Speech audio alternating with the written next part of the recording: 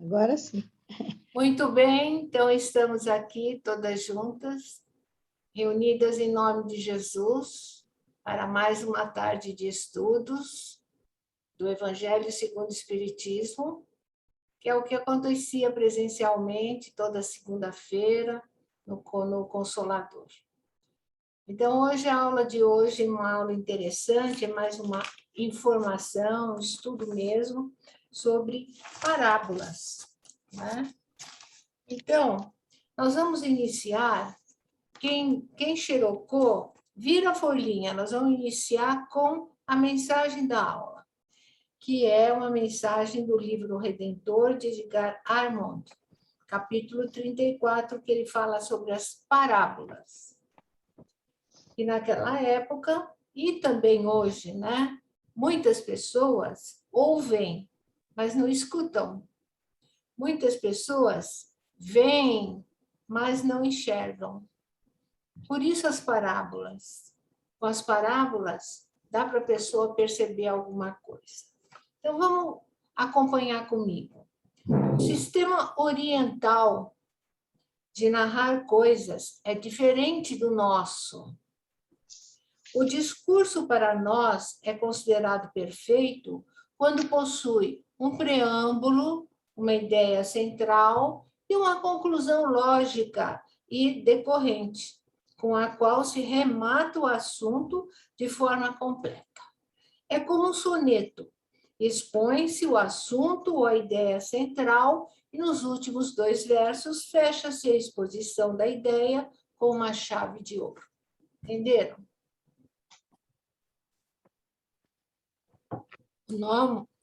O nosso sistema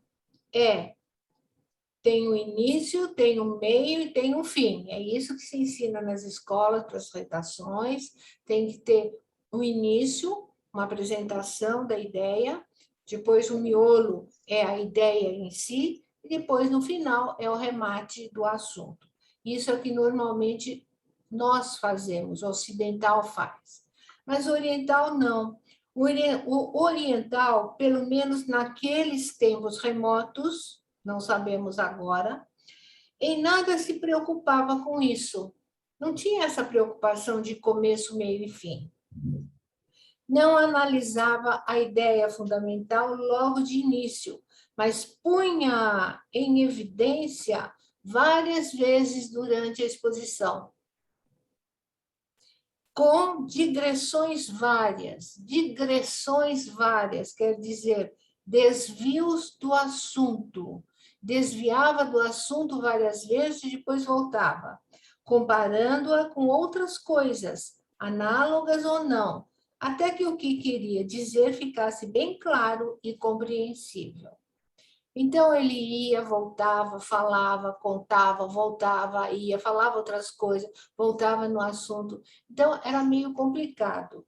Haja visto que, se nós pegarmos o Novo Testamento, na Bíblia, qualquer dos evangelistas, como é difícil entender o que eles falam, porque eles vão, vêm, repetem várias vezes a mesma coisa. Não sei se vocês já perceberam isso. Nesse jogo de imagens é que se podia conhecer os mais sábios pregadores. As parábolas são uma forma e um exemplo desse modo de narrar. E Jesus, como é natural, empregava-as magistralmente, com recurso de imaginação para os ensinamentos que difundia entre o povo ainda ignorante e simples, porém supersticioso. Então, Jesus sabia com quem ele estava lidando na plateia. Ele chegava ao nível das pessoas.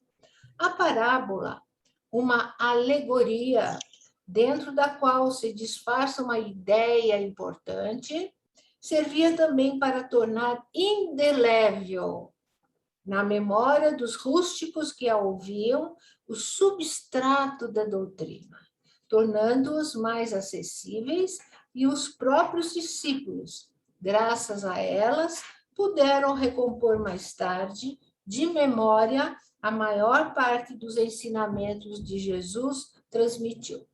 Então, foi a parábola foi um método de ensino muito conveniente para os discípulos que anotaram o evangelho, anotaram as palavras do Cristo. E através das histórias, que a parábola não deixa de ser uma história, eles lembravam o que Jesus comentava após as parábolas, a história. Os profetas antigos e os rabis também usaram da parábola, mas nem sempre para ensinar. Porém, Jesus assim fazia, procurando sempre promover as transformações morais dos ouvintes, com suavidade e amor, dando esperança e alegria, utilizando-se de motivos naturais ligados à vida do povo comum, como, por exemplo, a pesca, a colheita, a semeadura. Referia-se quase sempre ao passado, para obrigar os outros a estabelecerem comparações com o presente em que viviam. Por isso, suas palavras tinham a cor e o aspecto das regiões em que eram pronunciadas, e ninguém deixava de compreender o que ele dizia. Assim, nós temos a parábola do semeador, do jugo, do grão de mostarda, do tesouro escondido, da ovelha perdida, do credor incompassivo, os trabalhadores da vinha, figueira estéril, a figueira que secou, o bom samaritano, e lá vamos nós com muitas outras mais parábolas que Jesus deixou. Alguma colocação de vocês sobre esse artigo do Edgar Armond, que eu achei muito interessante, muito esclarecedor. Fala, Zorites. Então, eu disse que é tão esclarecedor, né? E como é bom nós estudarmos isso através do Edgar Armond, com essa preocupação de nos mostrar as parábolas, que às vezes até hoje a gente lê uma parábola e encontra outro ensinamento, não é verdade? Verdade. As Novos parábolas... Jesus foi o Paulo Freire daquela época, né? Ele foi o maior pedagogo do mundo. Pedagogo, não há dúvida. Né? As parábolas... E quem? Que só fala sobre parábolas e ensinamentos de Jesus, né? Só tem parábolas, é uma beleza aquele livro. Toda parábola tem um fundo moral. E toda fábula não deixa de ser um tipo de parábola. A fábula já é voltada para a criança. E o fundo é educativo, mas também moral. Tanto fábula quanto parábola, né? Já os dois são fundos morais. Muito bem, então vamos para a primeira página do nosso evangelho desta tarde, que é sobre parábola do festim das núpcias. Eu tenho um item aí, enumerar os parágrafos do item 2. O item 2, se vocês puderem colocar lápis, considerando que ele é o 1, acho que já está marcado no evangelho, não está? Meu está. Meu já está de outros estudos. De outros estudos. Por exemplo, o 2 aqui do evangelho seria o 1. Depois, o outro parágrafo seria 2, 3, 4, 5, 6, 7. São 7 parágrafos depois do determinado o 1, que é a parábola do festim das núpcias. Então, eu vou pedir para as Zorites ler o número 1, que é a parábola do festim de núpcias. O incrédulo sorri a essa parábola.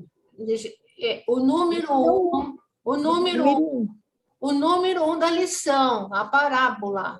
Da lição. Eu estava lendo aqui no Evangelho. No Evangelho. Jesus falando ainda por parábolas, o número 1. Uai. Espera aí. Ah, agora eu sei que você quer. Parábola do festim de núpcias. Item 1. Jesus, falando ainda por parábolas, lhes disse: O reino dos céus é semelhante a um rei que, querendo realizar as núpcias de seu filho, enviou seus servidores para chamar às núpcias aqueles que foram convidados, mas eles se recusaram a vir. Ele enviou ainda outros servidores, com ordem de dizer de sua parte aos convidados: Eu preparei meu jantar, fiz matar meus bois, e tudo o que havia feito, cevar tudo está preparado. Vinde às núpcias. Mas eles não se preocuparam e se foram, um à sua casa de campo e outro ao seu negócio. Outros se apoderaram de seus servidores e os mataram, após lhes ter feito vários ultrajes.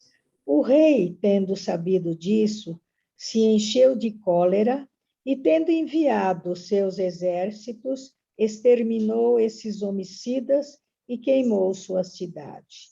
Continua? Continua.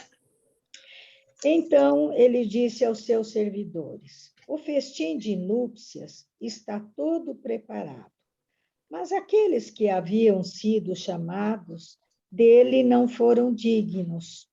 E depois, nas encruzilhadas, e chamai para as núpcias todos aqueles que encontrardes. Seus servidores, indo então pelas ruas, reuniram todos aqueles que encontraram, bons e maus. E a sala de núpcias ficou cheia de pessoas que se sentaram à mesa. O rei entrou em seguida para ver aqueles que estavam à mesa, e tendo notado um homem que não estava com a roupa nupcial, lhe disse: Meu amigo, como entraste aqui sem ter a roupa nupcial? E esse homem permaneceu mudo. Então o rei disse aos seus servos: Atai-lhe as mãos e pés e lançai-o nas trevas exteriores. Aí haverá pranto e ranger de dentes, porque há muitos chamados e poucos escolhidos. Muito São bem. Mateus, capítulo 22. Agora, o 2, que eu vou chamar de 1 para nós, ele vai falar. Agora nós vamos ter uma explicação de Kardec, né? Que não é instrução dos espíritos, é Kardec falando, explicando isso daí. Ele começa falando sobre parábolas também. Parábola é uma narração alegórica, figurada, abstrata, na qual o conjunto de elementos evoca outra realidade de ordem superior, sempre verídica. Muitos desdenham, muitos deixam para trás. Na realidade, é muito difícil, acredito eu, a pessoa ignorante tirar da parábola o ensinamento moral. Vamos ver. A parábola de Jesus é adequada à época. A satisfação é material, porque eles não tinham nada com o plano espiritual ainda. Eles não tinham noção da verdadeira vida, a vida espiritual. Então, era satisfação material. Deve-se encontrar o sentido abstrato, que será sempre a vida espiritual. Para nós está fácil. Não sei se naquela época eles conseguiriam. Iguarias, que ele fala aí, são os ensinos espirituais que abastecem o espírito. É o banquete da alma, né? Então, toda vez que nós estudamos, que nós temos reuniões, que a gente aprende o que Jesus quis deixar, nós estamos num banquete espiritual, fazendo o usufruto das iguarias, são os ensinamentos que ele nos deixou. Então, vamos ler o 1 e o 2, que é o 2, né? Que é o que eu pedi para ser 1. Lurdinha, o incrédulo. do livro. Sorri a esta parábola, que lhe parece de uma puerilidade ingênua, porque não compreende que se possa criar tanta dificuldade para assistir a uma festa, e ainda menos que os convidados estendessem a resistência até o almaçar dos enviados ao senhor da casa. As parábolas, diz ele, sem dúvida, são figuras, mas ainda é preciso que elas não saibam dos limites do verossímil. Passa para a Zezé. Pode-se dizer o mesmo de todas as alegorias, das fábulas mais engenhosas. Se não são despojadas de seu envoltório para procurar-lhe o sentido oculto. Jesus auriu as suas nos usos mais vulgares da vida e as adaptou aos costumes e ao caráter do povo ao qual falava. A maioria tem por fim fazer penetrar nas massas as ideias da vida espiritual. O seu sentido não parece frequentemente ininteligível, senão porque não se parte desse ponto de vista. Tudo bem. Continuando. Continua? Não. O reino dos céus, alegrias, o reino dos céus é tudo alegria e felicidade. São comparados a festas que também têm alegrias e felicidades. Isso que é tão bom lá, que se a gente tivesse mesmo certeza disso, porque muita gente não tem, o número de suicídios aumentaria. Porque o pessoal, cansado de viver no planeta de provas e expiações, queria ir para lá. Mas aí, se matando, já não vai para lá, vai sofrer o ranger de dentes, porque não fez a coisa certa. Os primeiros convidados conheceram as leis divinas. Foram os hebreus, na época de Moisés, doutores da lei, rabinos, sacerdotes, todos eles conheceram os 10 mandamentos, toda a lei de Deus, e deveriam ter compreensão dos atos do Cristo, mas não tiveram. Os primeiros servidores enviados do Senhor foram os profetas. Vocês lembram da aula dos profetas? Nós tivemos essa aula com os 12 profetas menores, 4 profetas maiores, que não foram ouvidos, e sim menosprezados e muitos massacrados. Vieram exaltar outro plano de vida, e o povo não aceitou. Os convidados que se desculpam pelos negócios são os indiferentes, os céticos do mundo até hoje. Quantos que não vão a uma palestra, que não vão a uma missa, porque tem outros afazeres materiais que eles dão prioridade.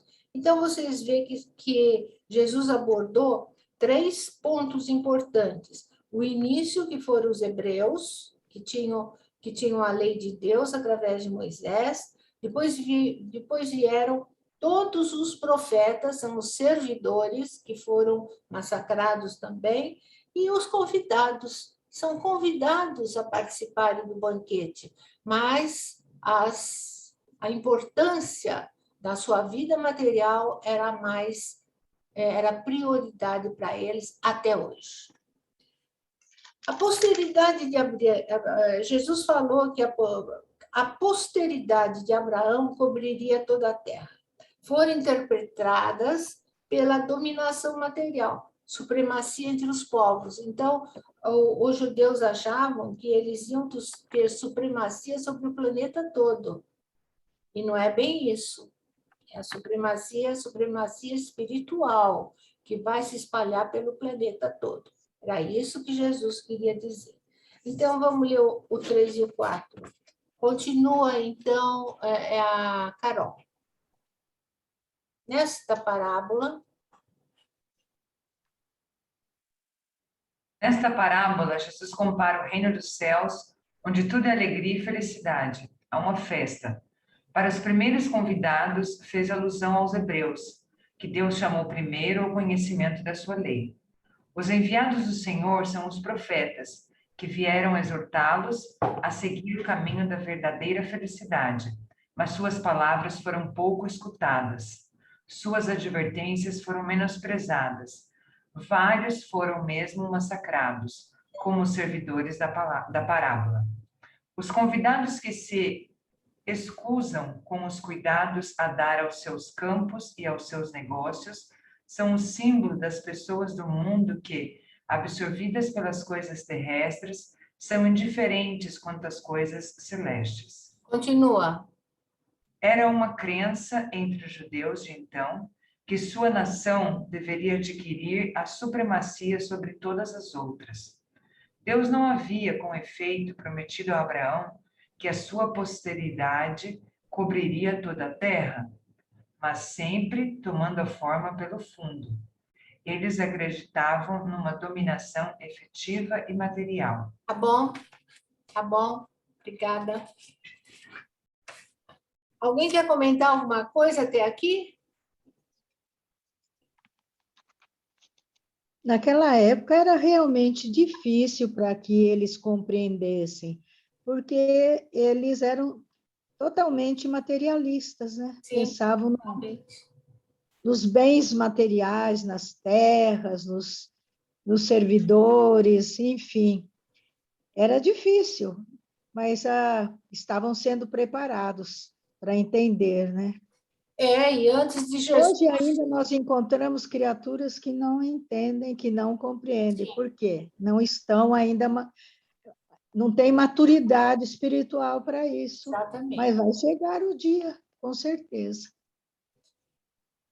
O único povo monoteísta na época de Jesus foram os hebreus, foram os judeus.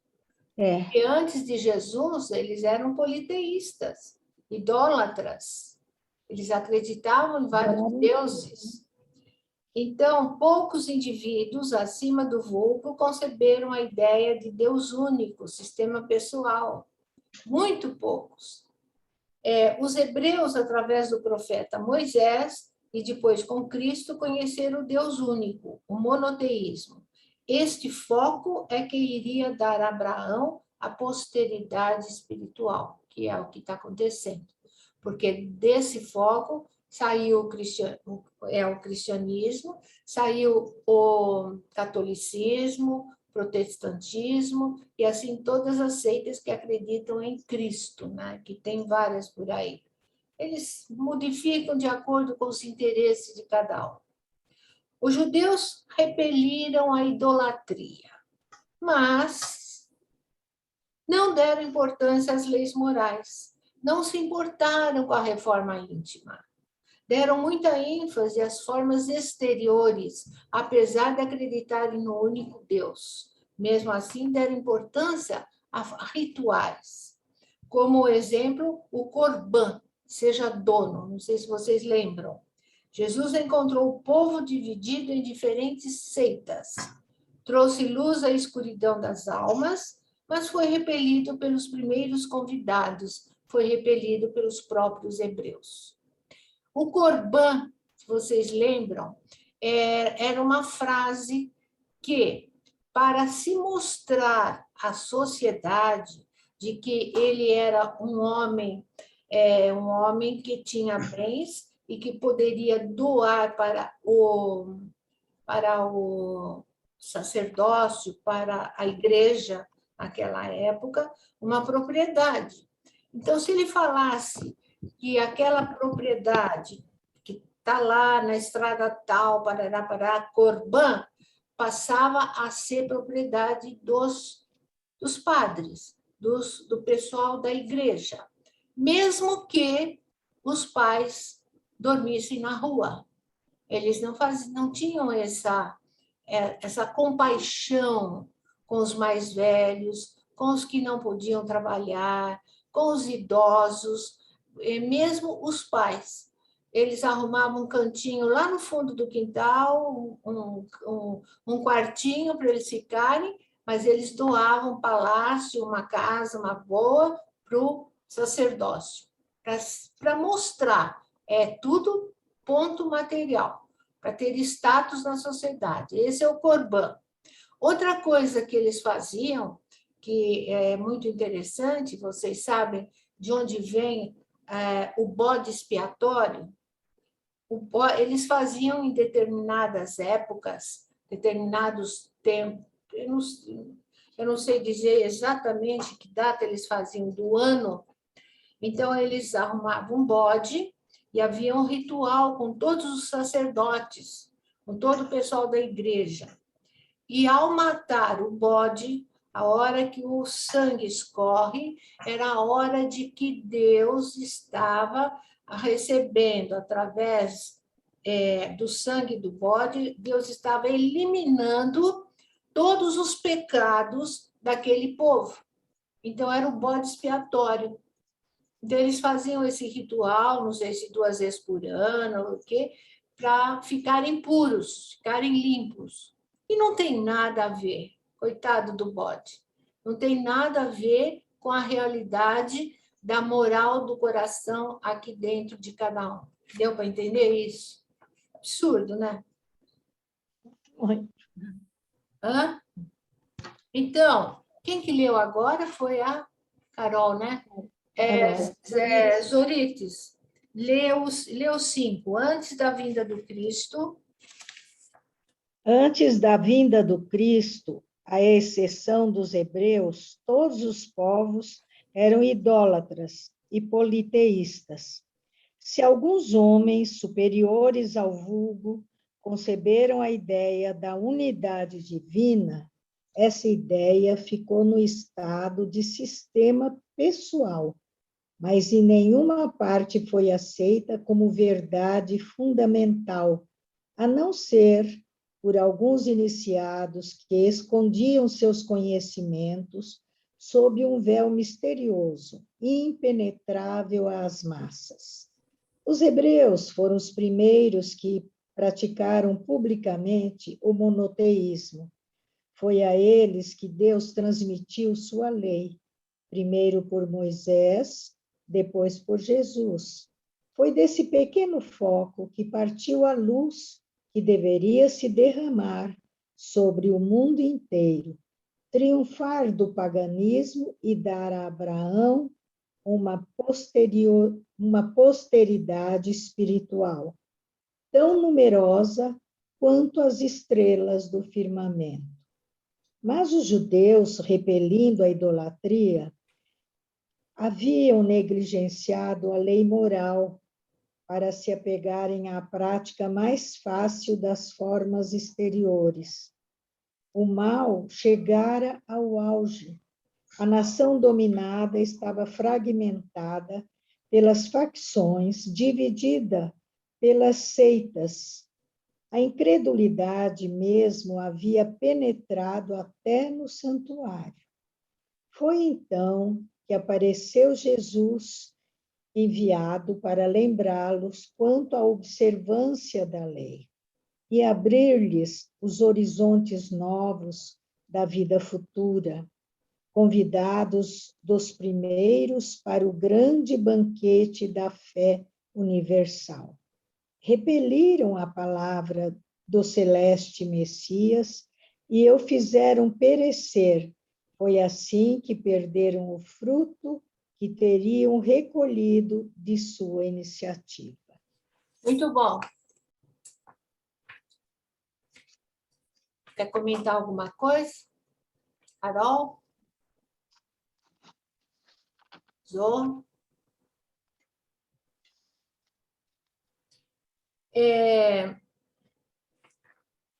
Os fariseus eram os doutores da lei, das leis divinas, que sabiam toda a Bíblia, de frente para trás, de trás para frente, conhecimento adaptado às suas conveniências.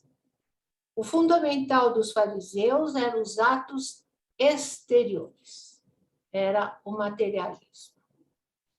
Os saduceus, que era a outra grande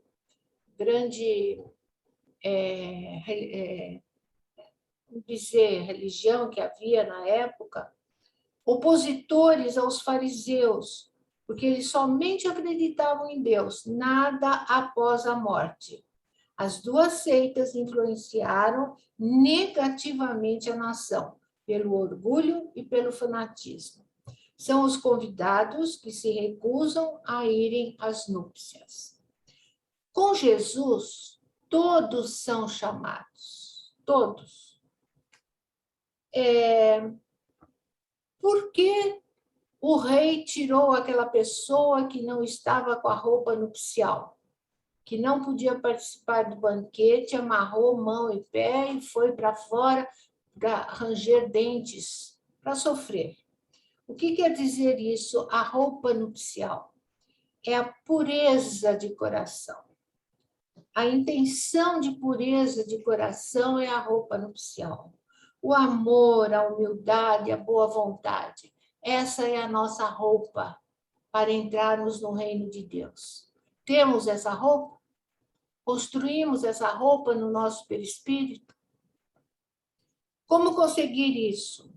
Como ser o escolhido? Há uma frase muito forte que nos mostra o nosso caminho. Fora da caridade não há salvação. Muitos são chamados, poucos são os escolhidos. Muitos fazem caridade para os outros verem. Poucos fazem a caridade por amor ao próximo. Então, Jesus nos proibiu a vingança, mas nos deixou a defesa. A nossa defesa, a nossa redoma, a nossa proteção está nos nossos feitos em caridade, em fazer o próximo mais feliz. Que o objetivo da nossa encarnação é sairmos dela melhores do que entramos. Então, vamos fazer ao próximo o que pudermos fazer para que o próximo se alegre, fique feliz. Quanto mais nós pudermos levar o próximo a Deus, melhor para ele, melhor para nós. Tem uma frase de Eliseu Rigonati na Folha, que Carol, qual que é a frase? Embaixo de tudo. Na Folha? Na Folha. Espera aí que eu te digo agora.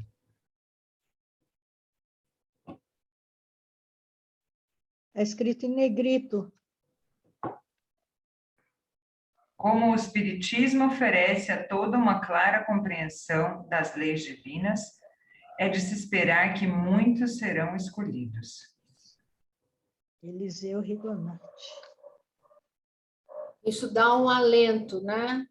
Isso dá uma força para o nosso coração para continuarmos na labuta, continuarmos como estamos fazendo.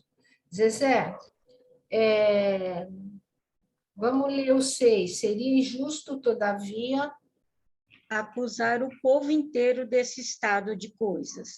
Essa responsabilidade cabe principalmente aos fariseus e aos saduceus, que perderam a nação pelo orgulho e pelo fanatismo de uns e pela incredulidade de outros. São eles, sobretudo, que Jesus compara aos convidados que recusam comparecer ao repasto de núpcias. Depois acrescenta: ó Senhor, vendo isso, fez convidar todos os que se encontravam nas encruzilhadas, bons e maus. Ele queria dizer com isso que a palavra foi pregada a todos os outros povos, pagãos e idólatras, e que esses, aceitando, seriam admitidos na festa em lugar dos primeiros convidados. continua. Mas não basta ser convidado, não basta levar o nome de cristão, nem se assentar à mesa para tomar parte no celeste banquete. É preciso, antes de tudo, e como condição expressa, estar revestido com a roupa nupcial, quer dizer, ter a pureza de coração e praticar a lei segundo o Espírito. Ora, essa lei está inteiramente nestas palavras: fora da caridade não há salvação, mas entre todos aqueles que ouvem a palavra divina, quão pouco há que aguardam e a praticam, quão pouco se tornam dignos de entrar no reino dos céus. Por isso Jesus lhe diz: haverá muitos chamados e poucos escolhidos. E aí, Espero que eu seja escolhida. como é que tá a tua roupa? Ai, tá um pouquinho, mas tem que doar mais, né? Se doar mais. Mas estou indo no caminho, se Deus quiser. E Chego a lá. Carol? Ah, eu quero chegar lá muito bem vestida, né? Senão já pensou voltar para trás? Pelo amor de Deus. Não quero também voltar, não. Nossa Senhora. Então, mãos à obra, arregaçem as É, mangas. Hein, não. Lourdinha?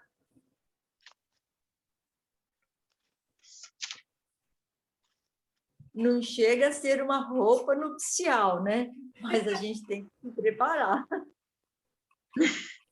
Com certeza. Estamos pensando, né? Estamos no caminho, né? Então, sim.